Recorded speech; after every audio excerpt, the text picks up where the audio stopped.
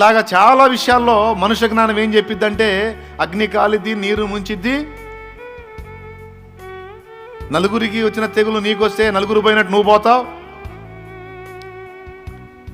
నలుగురికి HIV positive report పాజిటివే వచ్చింది, ఎన్నిసార్లు టెస్ట్ చేసినా నెగిటివ్ రాదు, నీకు వచ్చినా కూడా అంతే. తెగులు వచ్చినప్పుడు నలుగురు పొలాలు పోయినట్టు నీ పొలం కూడా పోయిద్ది. అంతే మనుష్య జ్ఞానం. కానీ పౌలు అంటున్నాడు, మీ విశ్వాసము మనుషుల జ్ఞానమును ఆధారము చేసుకొనక దేవుని శక్తిని ఆధారం చేసుకొని ఉండాలని.